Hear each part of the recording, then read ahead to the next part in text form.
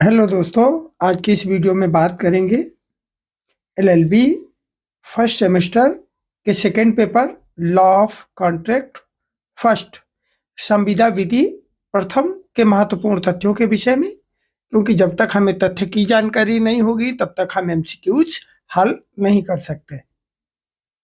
इसलिए तथ्य जानकारी होना बहुत जरूरी है, क्योंकि आगे प्रैक्टिस भी करनी है। आइएगा, देखिएगा, बहुत ही सरल तरीके से आप सबको समझाते हैं कि संविदा होता क्या है। क्वेश्चन है, संविदा को परिभाषित कीजिएगा। देखिएगा, संविदा की परिभाषा क्या होती है। Define contract.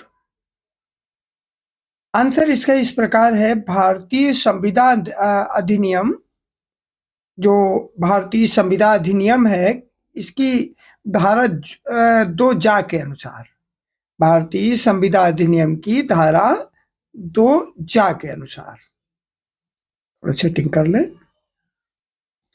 विधि द्वारा प्रवर्तनीय करार संविदा है। संविदा क्या होती है? संविदा क्या है?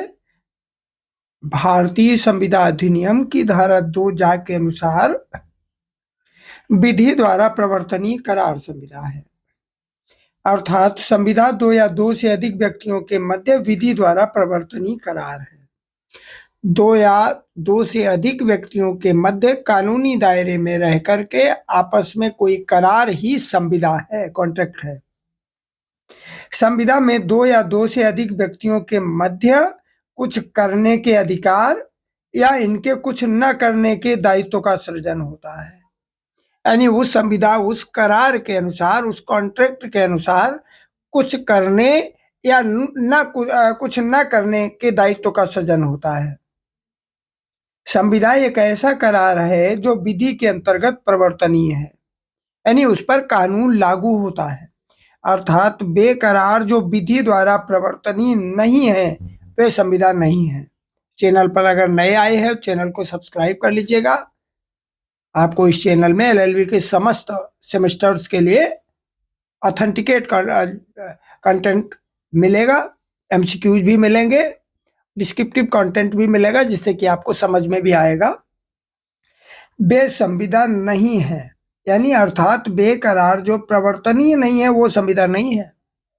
संविदा अधिनियम 1872 की धारा 10, संविदा अधिनियम 1872 की धारा 10 उन तत्वों का उल्लेख करती है जो संविदा को विधि द्वारा प्रवर्तनीय बनाते हैं।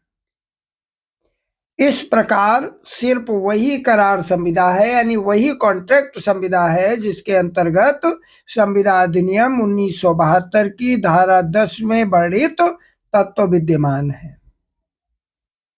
1872 की धारा 10 में वर्णित तत्व विद्यमान है। संविदा अधिनियम, इन्हीं क्वेश्चन से ही एमसीक्यूज मिलते हैं आपको, और आपको अगर अंडरस्टैंडिंग है तो एमसीक्यूज करना बहुत बड़ी बात नहीं है, बहुत ही आसान कार्य है। संविदा अधिनियम 1872 की धारा 10 के अनुसार एक करार को विधि द्वारा प्रवर्तनीय बनाने के लिए निम्न तत्वों का होना आवश्यक है। क्या क्या तत्व होने चाहिए, देखिएगा। संविदा में कम से कम 2 पक्षकार होने चाहिए, पहली बात। दूसरी बात क्या है?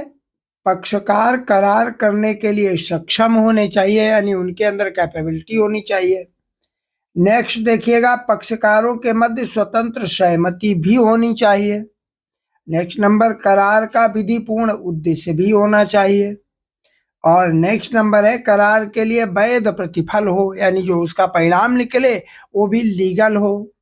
नेक्स्ट नंबर है, करार विधि द्वारा शून्य घोषित ना हो, यानी कानून द्वारा ये करार शून्य घोषित नहीं होना चाहिए। आगे देखेंगे, करार के पक्षकार प्राकृतिक व्यक्ति या कंपनी या निगम जैसे विधिक व्यक्ति हो सकते हैं। करार के पक्षकार प्राकृतिक व्यक्ति यानी जो ह्यूमंस है, वो कोई कंपनी या कोई निगम, ये भी हो सकते हैं। अब देखिएगा संविदा की नेक्स्ट परिभाषा को। संविदा क्या होती है आपने समझ लिया। आप संविदा की परिभाषा देखिएगा, डिफाइन लॉ ऑफ कॉन्ट्रैक्ट। इसकी परिभाषा दी है प्रोफेसर एंसन ने, सारे नाम माइंड में रखिएगा।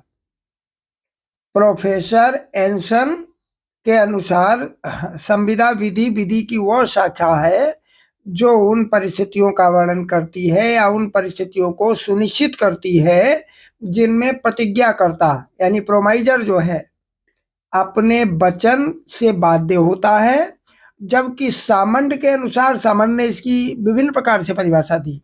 सामंड के अनुसार संविदा विधि न तो पूर्ण रूपेण विधि है और न ही आभार विधि, बल्कि वो करार विधि है जो आभार उत्पन्न करती है। दोनों परिभाषाएं अच्छी तरीके से माइंड में रखिएगा, प्रोफेसर एंसन की भी और सामंड की भी।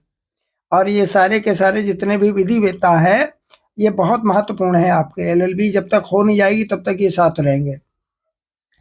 संविदा विधि वो विधि है जिसमें संविदा के आवश्यक तत्वों को परिभाषित किया गया है तथा जिसमें प्रवर्तन से संबंधित सामान्य सिद्धांतों का निरूपण किया गया है तथा विशिष्ट संविदाओं के बारे में उल्लेख किया गया है।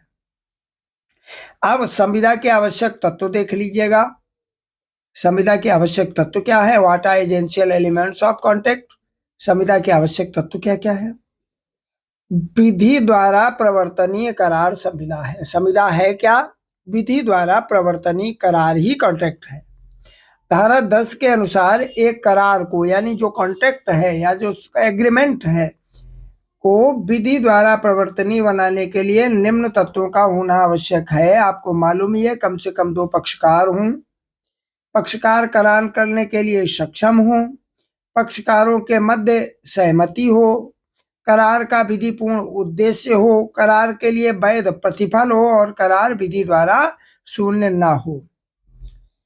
करार, ये क्वेश्चन 2 बार है इसमें वीडियो में, बड़ी गौर से सुनिएगा और इससे 1-2 एमसीक्यू जरूर निकलेंगे। 1-2 नंबर इसमें छुपे हुए हैं, ये समझिएगा।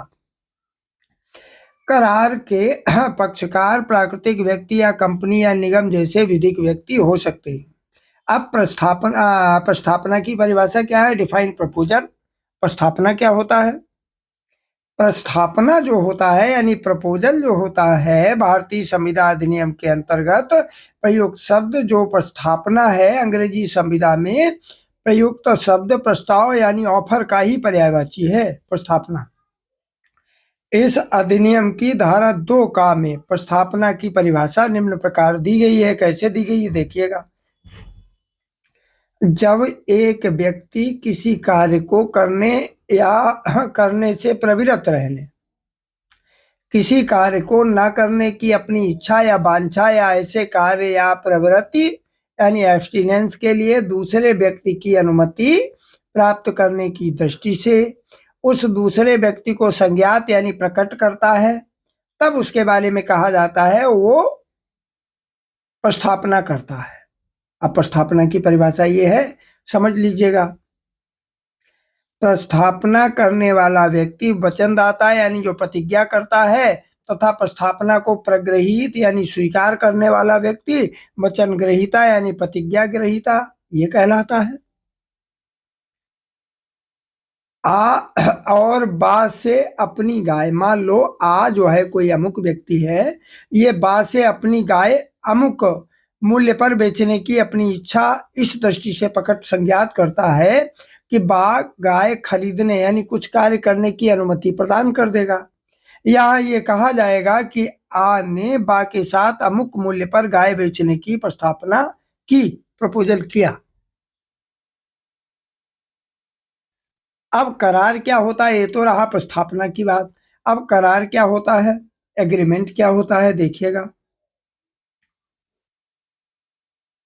करार भारतीय संविदा अधिनियम की धारा 2 करार पद को परिभाषित करती है। करार शब्द का उल्लेख भारतीय संविदा अधिनियम धारा 2 में है। ये धाराएं एक भी मत छोड़िएगा, सबको याद रखिएगा। कभी कभी प्रश्न पत्र आपको ऐसे मिलेंगे कि पूरे क्वेश्चंस में केवल आपको धाराएं मिलेंगी। तो बैक से बचने का सबसे बढ़िया तरीका यही है, विस्तृत अध्ययन। विस्तृत अध्ययन करिएगा, ज्ञान भी बढ़ेगा और बढ़िया तरीके से मुक्त एलएलबी होगी आपकी। एक संवर्ग जो एक दूसरे के लिए प्रतिफल करार है और भारतीय संविदा अधिनियम की धारा 2 के अनुसार सिर्फ वही करार संविदा है जो विधि द्वारा प्रवर्तनीय है।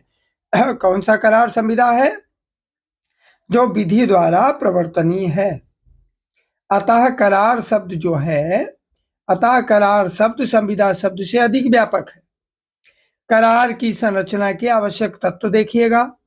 दो या दो से अधिक पक्षकारों का होना, ये भी, यानी दो या दो से अधिक पक्षकार करार में ही होते हैं। सेकेंड नंबर, पक्षकारों का एक ही विषय पर एक ही भाव में मतैक्य होता है। नेक्स्ट देखिएगा, पारस्परिक सूचना होना।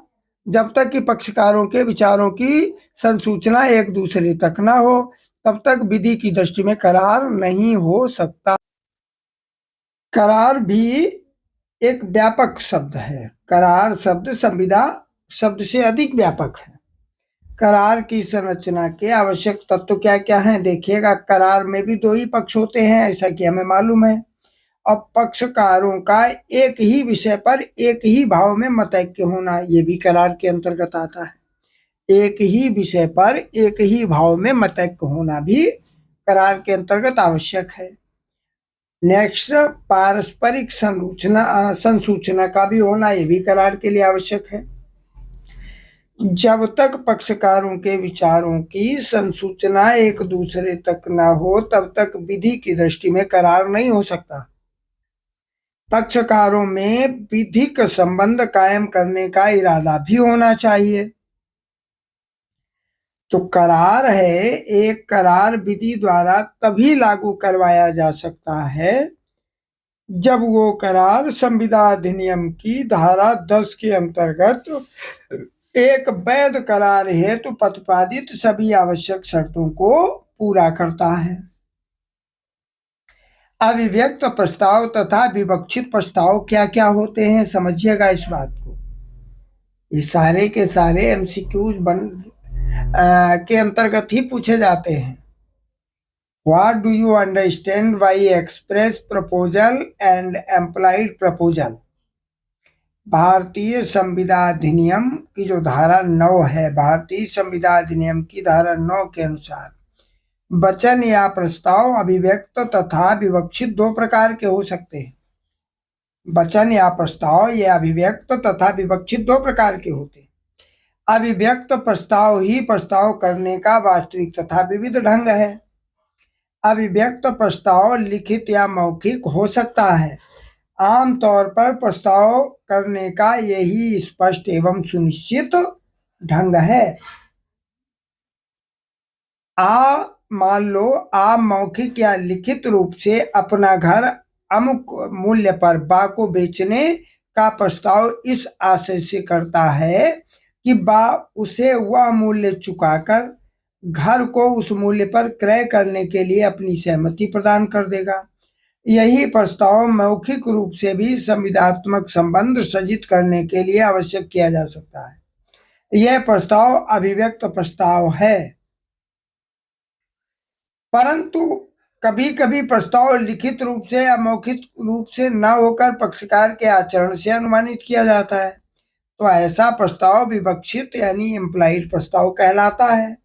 जैसे कोई व्यक्ति बस या किसी अन्य वाहन में बैठता है जो किराए पर चलते हैं, तो उसके इस आचरण से यह उपधारणा का अनुमान लगाया जाता है कि वह निर्धारित किराया या यात्रा मूल्य देने का प्रस्ताव करता है, और यह प्रस्ताव लिखित या मौखिक रूप से न होकर पक्षकार के आचरण से या व्यवहार से अनुमानित किया जाता है तथा इसके स्वीकार हो जाने से वैध संविदा का सृजन होता है। इस वीडियो में बस इतना ही। चैनल को सब्सक्राइब कर लीजिएगा ताकि डिटेल्ड में विस्तृत रूप से आपको अपने सब्जेक्ट्स और उनके तथ्यों की जानकारी हो सके। वीडियो पूरा सुनने के लिए बहुत बहुत धन्यवाद।